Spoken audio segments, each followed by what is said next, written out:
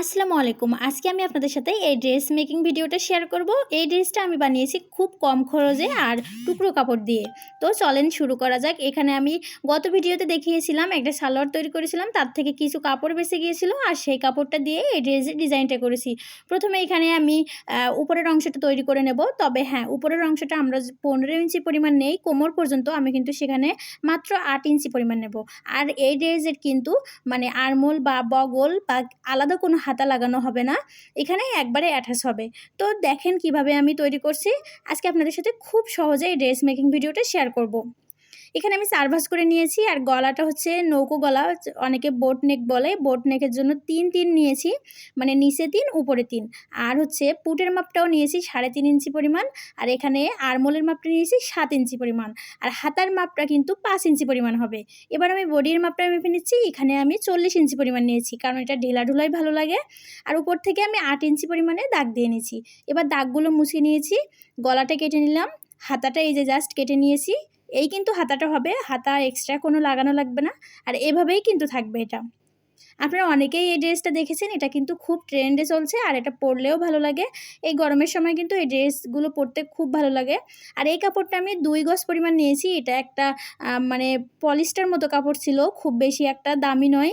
তো উপর থেকে কিন্তু আমি 8 ইঞ্চি পরিমাণ বাদ দিয়ে সামনের অংশটা আমি 42 ইঞ্চি পরিমাণ রাখবো। তার জন্য 8 ইঞ্চি বাদ দিয়ে সামনের অংশটা 42-এ কেটে নিচ্ছি। এটা কিন্তু সামনের অংশটা একটু শর্ট হবে আর পিছনের অংশটা একটু লং হবে। আপনারা কিন্তু আমার ভিডিওতে দেখছেন, হয়তো লক্ষ্য করেননি, তো আমি কিন্তু পিছনের অংশটা একটু লং রাখছি। এবার পিছনের পাটটা কাটার জন্য উপর থেকে আমি 8 বাদ দিয়ে এখানে 45 ইঞ্চি পরিমাণে রেখে দিয়েছি। বাকি যে কাপড়টুকু আছে এই কাপড়টুকু দিয়ে হাতায় ডিজাইন করা হবে। তো এখানে আমি 4 ভাঁজ করে নিচ্ছি হাতার ডিজাইনের জন্য। এবার দেখেন আমি কিভাবে হাতার ডিজাইনটা করছি। এভাবে কুচি দিয়ে আমি উপর থেকে 16 ইঞ্চি পরিমাণ, মানে যেখান থেকে পুট ছিল পুটের থেকে 16 ইঞ্চি পরিমাণ আমি কেটে নিচ্ছি।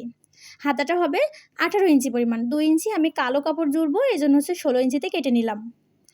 এবার হচ্ছে মানে সামনের সাইড আর উপরের সাইড এভাবে ভাঁজ দিয়ে আমি উপরের অংশটুকু বসিয়ে সুন্দর করে আমার বাকি কাপড়টুকু কেটে নিব। তো এবার উপরের অংশটুকু আমি বসিয়ে দিব। তো এখানে না বসালেও সমস্যা নেই, 8 ইঞ্চি বাদ দিয়ে আমি এখানে কেটে নিচ্ছি।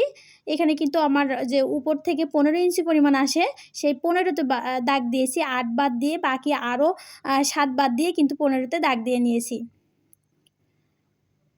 এবার উপরের অংশটা কেটে নিচ্ছি আর নিচের অংশটা এভাবে একটু রাউন্ড করে কেটে নিচ্ছি। তা আপনারা কিন্তু দেখতেই পেয়েছেন আমি কিন্তু কোমর হচ্ছে 15 ইঞ্চিতে আসে, সেই 15 ইঞ্চি পরিমাণ কিন্তু একটু মানে টাইট ফিটিং করেছি, নিচেরটা একটু লুজ করেছি। এভাবে কুচি দিয়ে এবার বসিয়ে দেব। দেখেন ফিনিশিংটা কিন্তু এখনই বোঝা যাচ্ছে। আর হাতাটা ঠিক এভাবে বসিয়ে দেব। তো চলেন এবার সেলাই মেশিনে কীভাবে সেলাই করেছি সেটা আপনাদের দেখাই। প্রথমে গলাটা জুড়ে নেব। গলাটা আমি পাইপিং করেছি, যেহেতু কাপড় একটু কম ছিল, তো এভাবে চিকন করে পাইপিং করে নিচ্ছি। আর পাইপিং করলেই কিন্তু সুন্দর দেখা যাচ্ছিল। প্রথমে এভাবে আমি হাতাটা হচ্ছে এখান থেকে ছাড়া ছিল, তো ছাড়াটা হচ্ছে জয়েন করে নিচ্ছি। এক সাইডে জয়েন করে নিয়ে বাকি কাপড়টুকু এবার জুড়ে নেব। এক সাইডে আমি জয়েন করে নিয়েছি। এবার হচ্ছে গলার যে পটিটা ছিল সেই পটিটা বসিয়ে নিচ্ছি।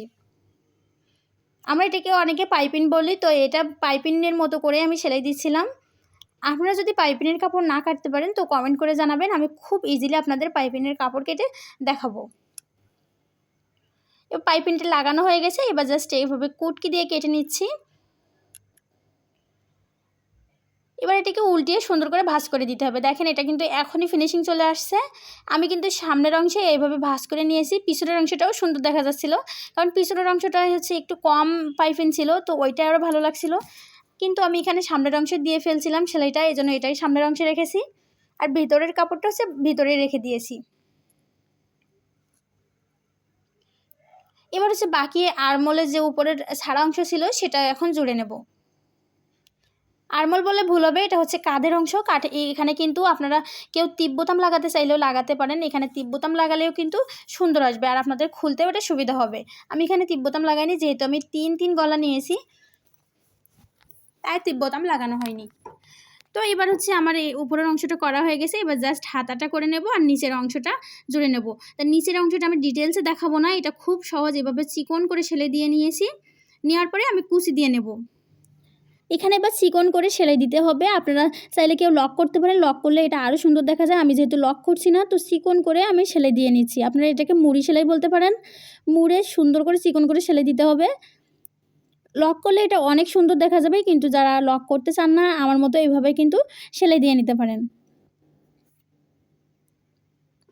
আর আমি কিন্তু রেডি শাড়ির অনলাইন অর্ডার নিই, রেডি শাড়ি বা যে কোনো ডিজাইনার ড্রেস তৈরি করার। তো আপনাদের যদি কারোর ডিজাইনার ড্রেস তৈরি করার ইচ্ছা থাকে, তো আমার হোয়াটসঅ্যাপ নাম্বার আর হচ্ছে ফেসবুক পেজের লিঙ্ক দেওয়া আছে, কমেন্ট বক্সে লিঙ্ক দিয়ে দেবো। তো আপনারাও কিন্তু অবশ্যই যোগাযোগ করতে পারেন।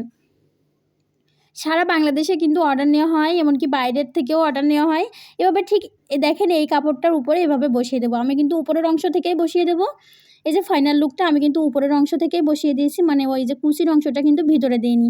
তো কেমন হয়েছে অবশ্যই কমেন্ট করে জানাবেন। আর হাতার অংশটা দেখেন একটু ফ্লাফি ফ্লাফি ভাব। আর এই ড্রেসটা কিন্তু খুব ট্রেন্ডে চলছে, আপনারা জানেন কিনা জানি না। তো এই ড্রেসগুলো এই গরমের জন্য খুবই ভালো। আর নিচের অংশটা কিন্তু একটু মানে এক অংশ খাটো থাকবে, এক অংশ লম্বা থাকবে। সামনের অংশটা খাটো এখানে দেখা যাচ্ছে, পিছনের অংশটা একটু লম্বা।